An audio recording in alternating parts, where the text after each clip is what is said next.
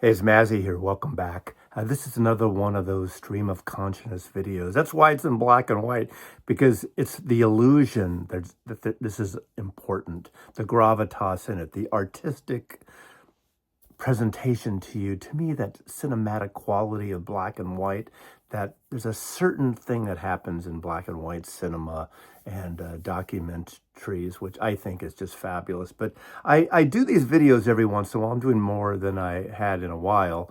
And I think black and white is at least it's the way I want to present them. Some people don't like it. Tough. Okay, it's my videos. I'm doing what I want here. But I like to do these because they're separate from the videos I do of showcasing new releases and records from my record collection or whack-a-moles or anything else, or the lakeside chats.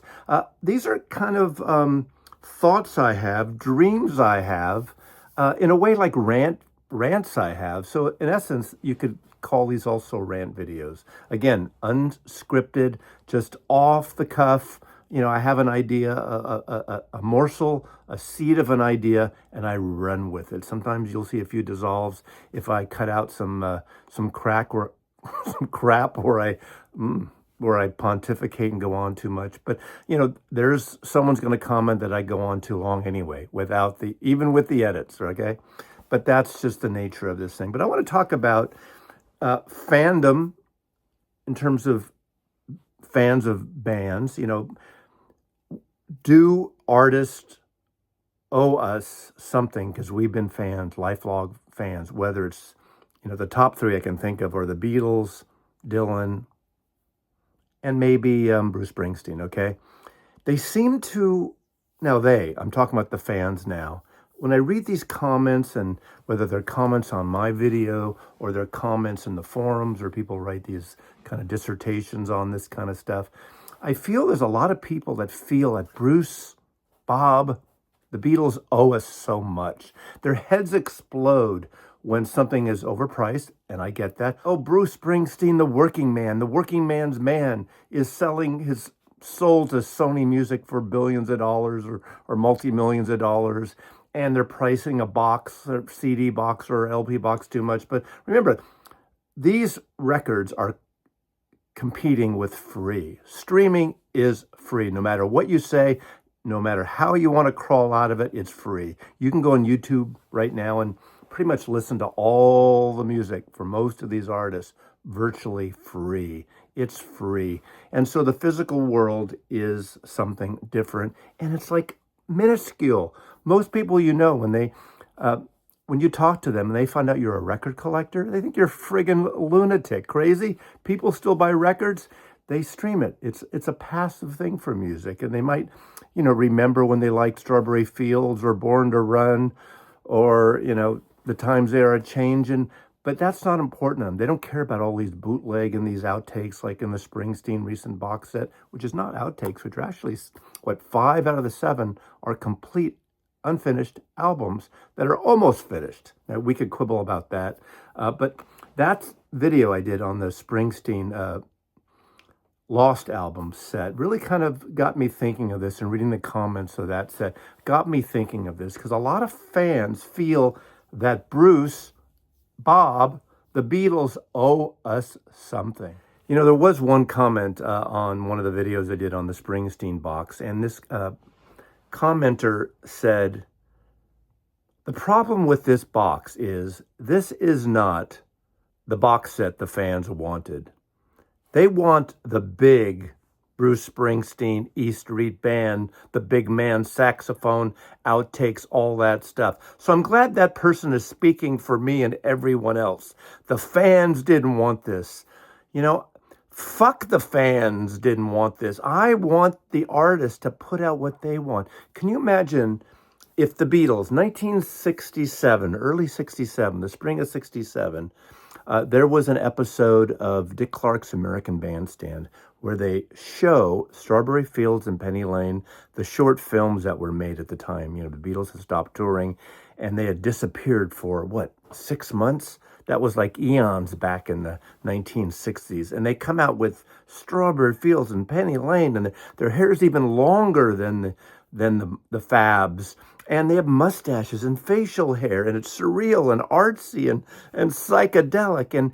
And Dick Clark is interviewing the audience, and some thought it was pretty weird and like, what's that? And you know, a couple guys were kind of cool and they thought it was really cool, but some of the girls didn't get it, and some of the people in the bleachers there, or whatever, did not get it. Can you imagine if the Beatles had listened and done what the fans wanted?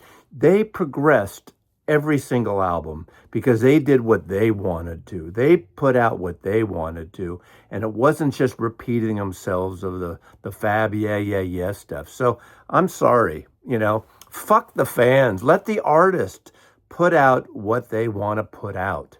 The Beatles just announced that they finally replaced Jeffrey Jones as the head of Apple. Now, let's go back and talk about that just a little bit. Neil Aspinall was the head of Apple Records. He was part of the inner core in the beginning with Mal Evans, on the road with them, running their business ventures for the most part. He lasted decades. Some people thought he didn't do enough, or he did too much, or how come we haven't heard the Long and Winding Road documentary that he worked on for decades? Well, that turned out to be the anthology. It turned into anthology. So we did finally get it. And then we got Jeffrey Jones from Sony Legacy, to replace him. Worked there for 17 years, left in the last year and a half.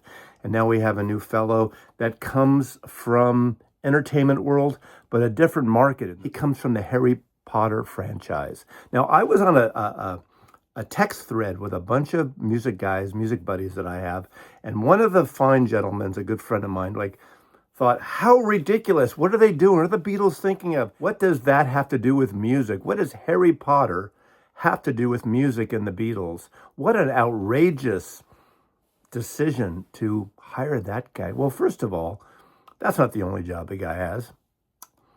But second of all, the Beatles now are beyond a rock band.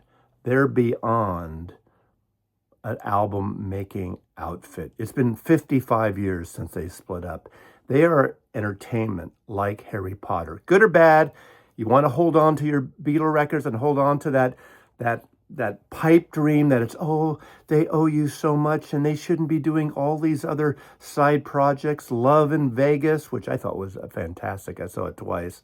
They open up to another world. Commercials. Oh, so I was outraged. Someone was outraged that they used a instrumental passage of Magic Mystery Tour in a TV spot. Oh my God, that's our music. How dare them use it in commercials for commercial use? Well, I kind of think it's up to the artist, the publisher, the label, what they want to do there. I don't care about that, especially today.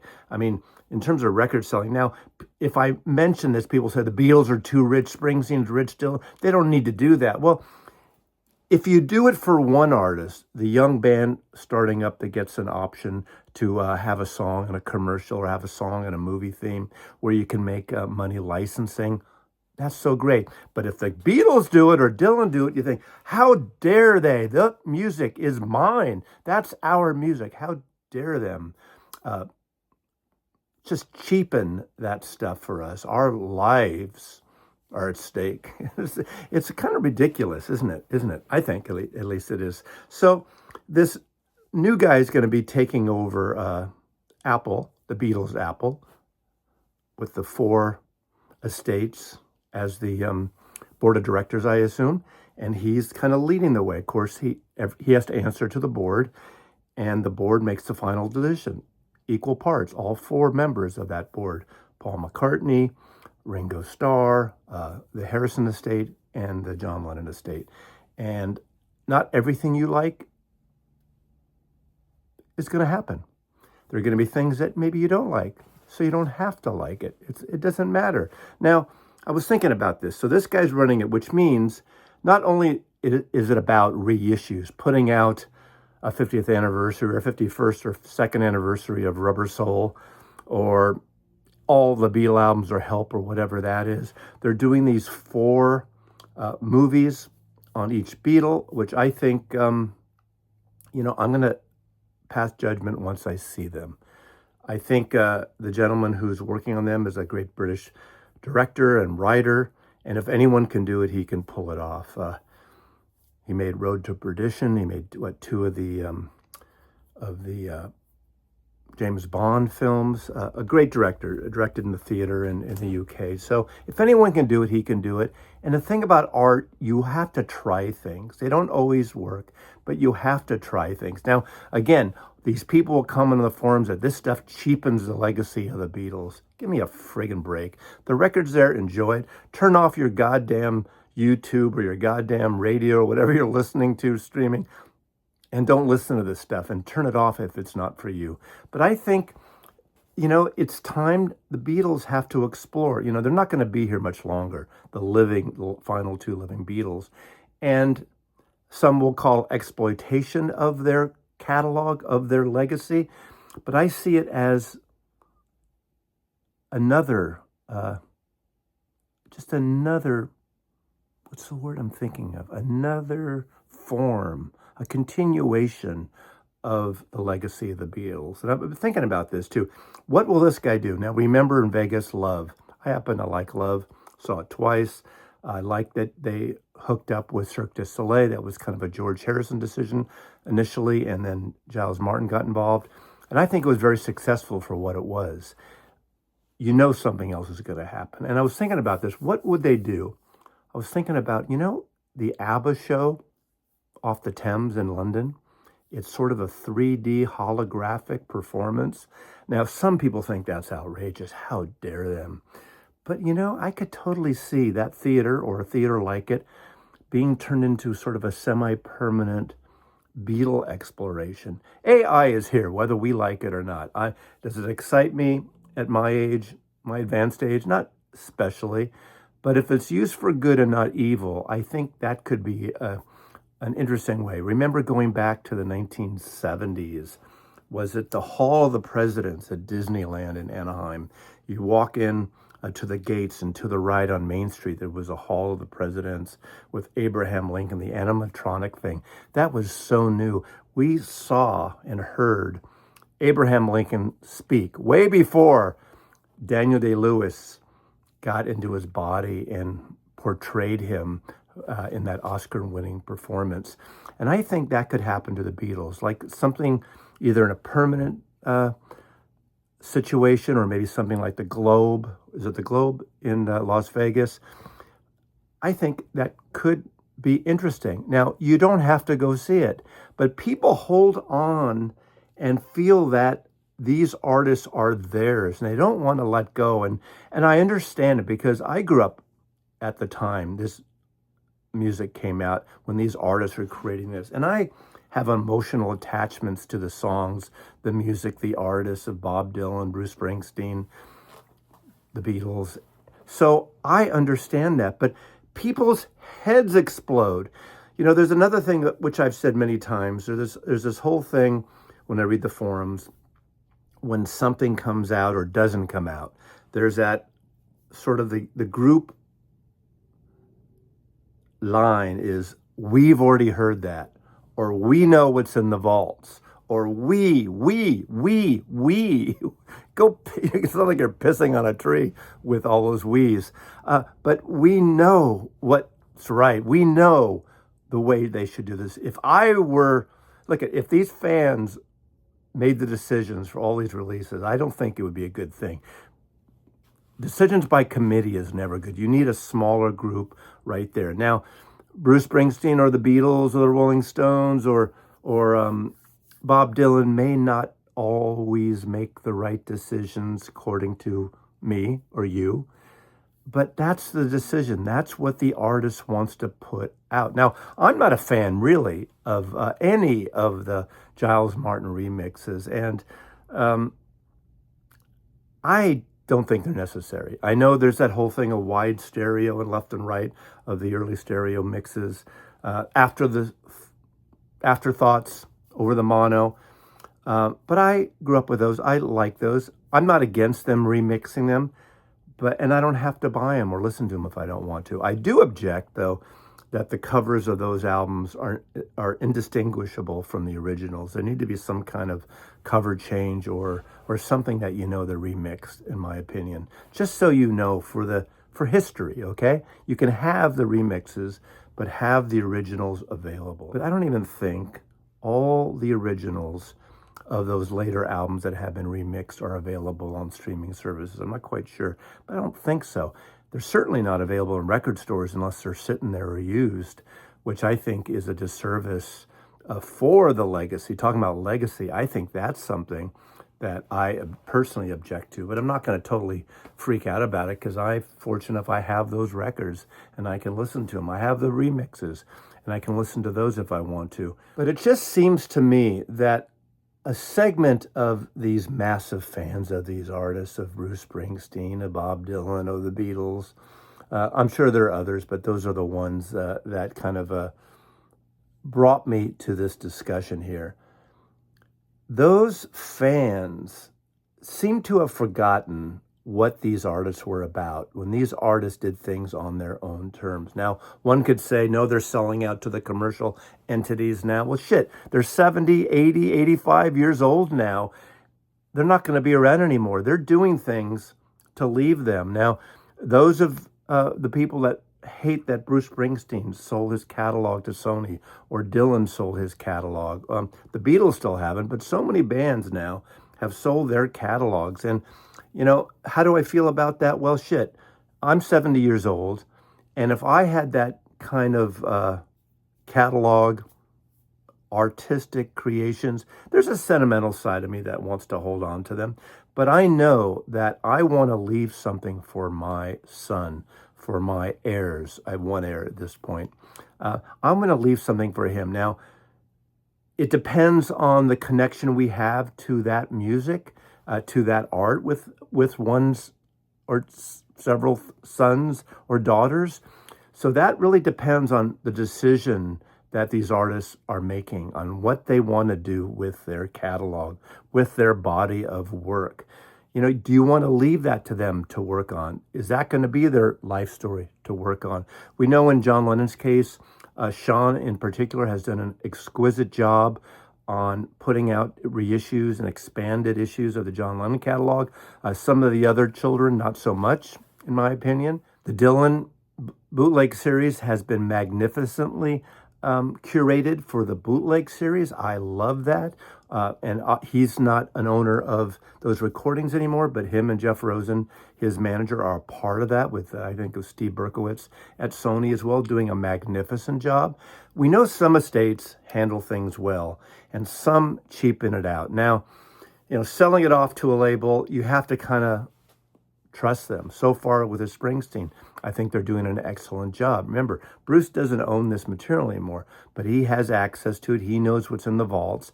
And I think Sony, at least for now, is trusting him to curate this work. And he's doing a fantastic job. Now, you could quibble about things here and there. So what? Then there's something else that comes out. Again, this ramble on, this stream of consciousness thing that I do with these kind of videos, it's almost like me in my yoga room here, like I do yoga, right? Working things out, stream of consciousness about fandom. Yes, a great artist realizes how important their fan base is. And I wholeheartedly agree with that statement. And they do owe a lot to the fans. I mean, if it wasn't for the fans, they wouldn't be where they are. But in terms of their career as they age, the body of their work as the things they put out, I don't think they owe you or I anything anymore, because the basic albums they put out, we fell in love with as they came out. The Bob Dylan albums, most of them.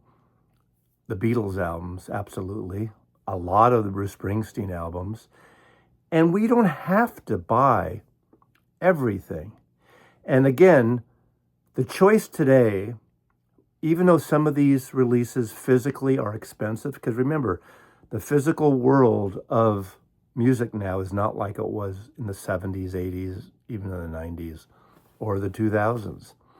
It's physical or free. And if you say, well, how come that box of Bruce Springsteen is $350 or $300 when King Crimson is $100 or whatever you think that equivalent is? You can't measure records by the inch. Well, you do 12 inch or 7 inch or 10 inch. You totally do. Now, these things frequently take years of curation and creation. I was reading a post by the gentleman who wrote the liner notes in the book for the Springsteen Lost Album set. And he started this 5 years ago. Now, obviously, he wasn't working 5 years into it, but I'm sure there were rewrites, and he heard the tracks, and he went back to them, these various albums. Bruce and his team were working on these, adding some musical parts to some of them, curating what is he going to put out. Is he going to put out a Tracks 3 or another Lost album collection later? So these aren't things that, you can just put a time crunch on.